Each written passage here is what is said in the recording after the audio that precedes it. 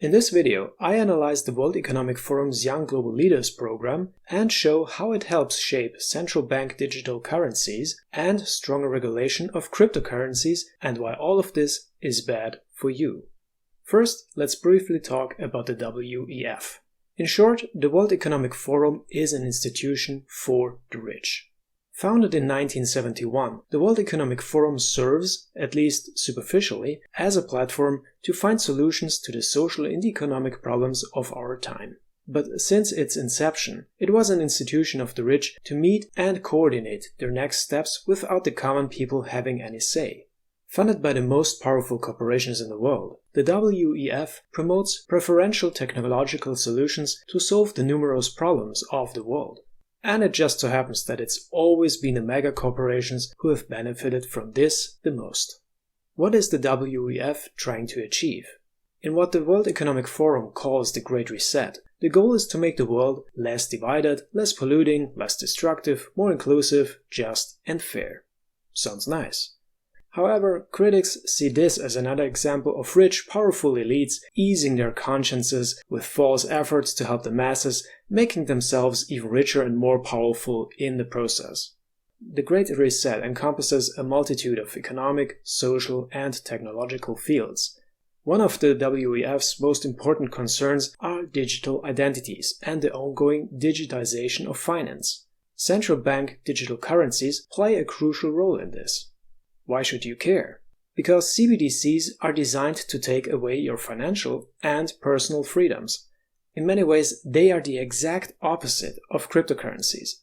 Central bank digital currencies are centralized. There is no public ledger that keeps transactions and other important data transparent. Also, the underlying code, and thus the attributes of the digital currency, can be changed at will by central banks or governments. Cryptocurrencies are decentralized, and aspects such as transactions, the amount in circulation, etc. are for everyone to see.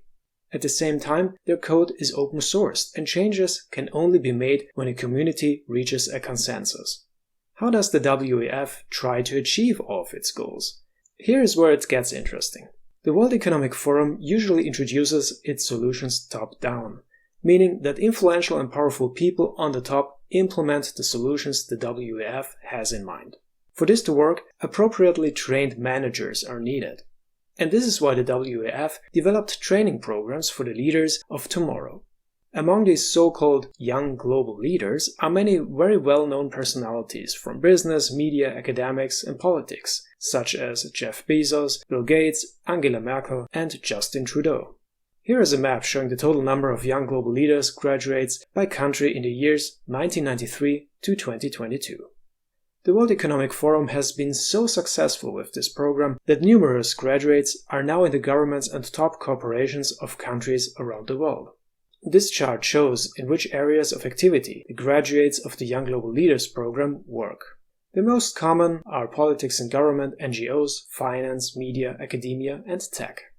This visualization shows how many top global companies in selected areas employ graduates of this program. As it turns out, 8 out of the top 20 banks, 5 out of the top 20 asset management firms, 9 out of the top 20 media corporations, and 13 out of the top 20 universities in the world have or had young global leader graduates work for them. These are companies that have enormous economic, media, and social influence. Hardly any other institution has connections to so many people in top positions as the World Economic Forum. And although the graduates don't act like a unified bloc, their influence is likely to be very, very large. And what's more, young global leaders are working in key areas where important decisions are made and implemented. At the same time, some of these are also the areas that will benefit most from the adoption of central bank digital currencies. And there has been a lot of work going on in the backgrounds. Here is a map showing CBDC developments around the world. But the WEF is not only good at placing their people in important positions, they also invest a great deal of energy in shaping and influencing scientific and public discussion and perception. For example, the WEF's Digital Currency Governance Consortium is putting a strong focus on how digital currencies are regulated. For example, one of the recommendations is to set limits to the sizes of transactions and wallet balances. They see public-private cooperation as the key to the successful introduction of CBDCs. For this, it certainly helps to have the right people in the right places in governments and companies. They also know that in order for CBDCs to be successful, the right narratives and good marketing are necessary. The various white papers, statements, and other documents from the WEF on the subject of cryptocurrencies and CBDCs do not sound bad at first. In fact, many sensible suggestions are made in them. But it is to be expected that the usual tricks will be used when the individual points are implemented by the young global leaders and others. In this case, regulation means that mega corporations are given preferential treatment and that the financial self-determination of users is further curtailed. And in the worst case, scenarios such as those already announced by relevant representatives of the financial sectors will occur. This is what Augustin Carstens, head of the International Bank of Settlements, has to say about CBDCs. All our analysis on CBDC, in particular for the use of general use, we tend to establish the equivalence with cash, and there is a huge difference there. For example, in cash, we don't know, for example, who's using a $100 bill today. We don't know who is using a 1,000 peso bill today.